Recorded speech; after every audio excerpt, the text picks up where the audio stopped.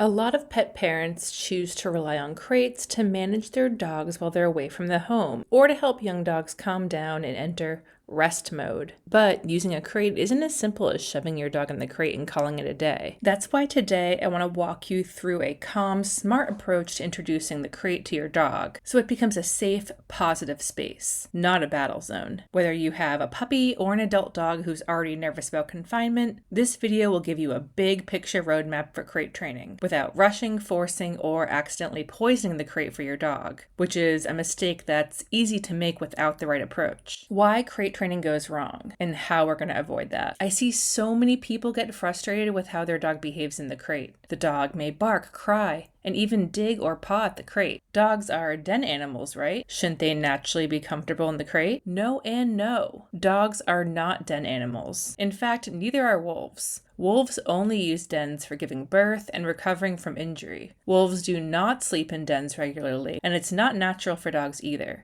Confinement can be just as scary for them as it is for us. That's why it's so important to take the time to slowly adjust our dogs to the crate. One of the biggest mistakes I see people make is moving too fast. Dogs don't magically learn to love the crate just because we put a bed in it and shut the door. If your dog feels trapped, panicked, or overwhelmed, even once, you can poison the crate, meaning the dog starts associating it with stress instead of safety. And then everything just gets 10 times harder. Not to mention, having a dog freak out in the crate is downright dangerous. I met a dog at the shelter once who lost an eye in his scramble to escape the crate when he was left alone. You do not want your dog to feel unsafe in the crate. So the goal here is desensitization, not endurance. Comfort always comes first. We're going to move as slowly as our dog needs to feel comfortable and safe, even if that's inconvenient for us. Step 1. Get your dog comfortable with the crate without going inside. The first step is not asking your dog to go in the crate at all. Instead, we're going to toss treats around the crate and just let your dog investigate at their own pace. Reward any curiosity about the crate. Sniffing, looking at it, choosing to be near it.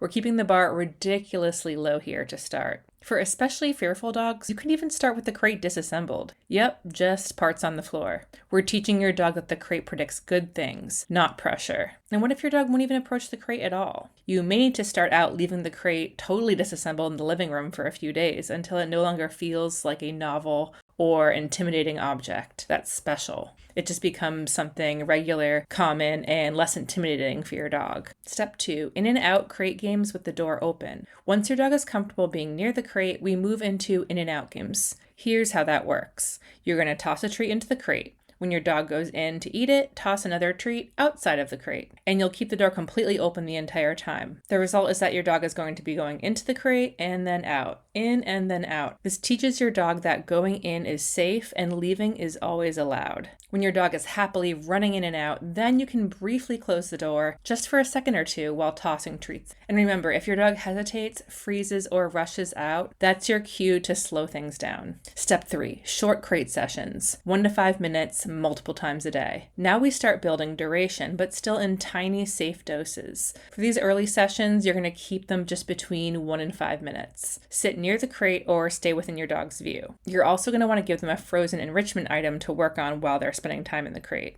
At first, you're just teaching your dog that nothing bad happens when I'm in the crate. In fact, awesome stuff happens. Later, you can move to the other side of the room or briefly step away, but keep those absences or times when you're not in view super brief to start. Step 4, longer sessions, 10 to 30 minutes once a day. Once your dog is consistently calm in short sessions, you can start 1 longer crate session per day. These should still include enrichment like a tasty frozen Kong or licking mat. And your sessions should still be very calm and predictable. Continue to spend a lot of time in your dog's line of sight with some periods where you step away. You'll also want to make sure to practice these crate sessions when your dog is already relaxed, not hyped up. Remember, we're not testing your dog here, we're setting them up to succeed. We still want to make this easy for them and set them up for success rather than failure. Meanwhile, you're still going to be doing very short, few-minute sessions throughout the day as well. Step 5, crate time with you leaving. This is where a lot of people accidentally move too fast, so don't push it. Start with just 1 10 to 30 minute session where you leave the house,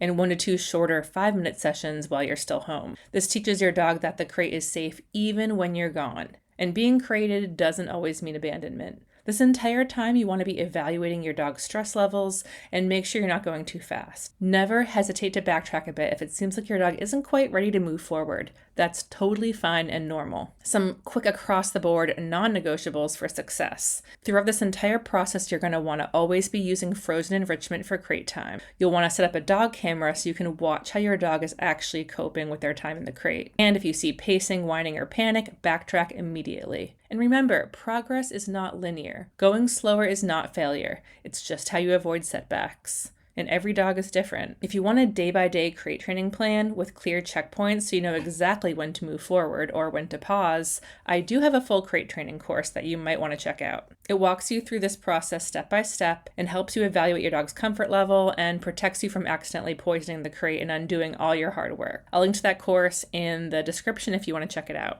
And if you're learning something from this video, please make sure to just take a second to give this video a big ol' like. It's huge help and boosts us in YouTube's algorithm as we try to get seen by more pet parents in need of training help. Okay, let's talk quickly about puppies and puppy crate training specifically. If you're working with a puppy, crate training often looks easier, but it's also easier to mess up without realizing it. Puppies don't automatically love crates.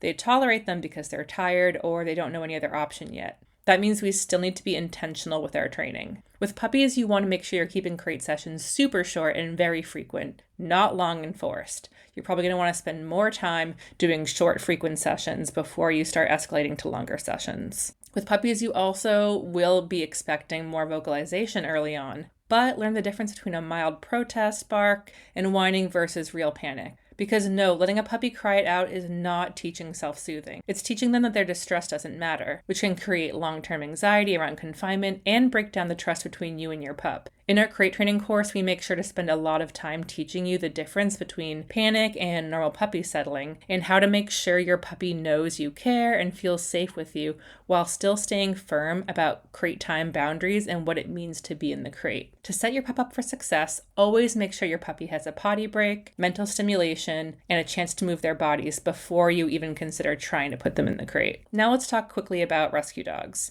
If you're crate training a rescue dog or any adult dog that's come into your home with an unknown past or from a different home, you have to assume there may be a history attached to confinement. We don't know if this dog was crated for long hours, or the crate was used as punishment, or if they were confined during stressful or traumatic situations. So you're going to want to start slower, always. With rescue dogs, make sure to spend extra time in step 1 and step 2. Really get them comfortable with the idea of the crate and just jumping in and out of being in the crate at all. Let the crate exist in the space for days or even weeks before asking for longer durations in the crate. And you're never going to want to physically place your dog into the crate. You're always going to want that to be a voluntary action. Remember, your job isn't to convince your dog that the crate is fine. Your job is to prove it through hundreds of calm, positive repetitions over time. If your rescue dog is really struggling, the crate may have already been poisoned for your dog by prior bad experiences in their previous home. With the amount of ground you may have to make up to correct your dog's negative crate experiences, it might be smarter, easier, and faster to switch to a totally new arrangement. Try using gates and gating off your dog in a specific room, or using an X-pen instead of a crate. Also, just make sure don't rush to the home alone finish line. If your dog cannot relax in the crate while you're home, they're not ready to be crated when you leave. Skipping that step is one of the fastest ways to create separation-related issues, and you definitely do not want that. This is exactly why my full crate training course includes comfort checklists and decision points, so you're not guessing, rushing, or relying on advice that ignores your dog's emotional experience.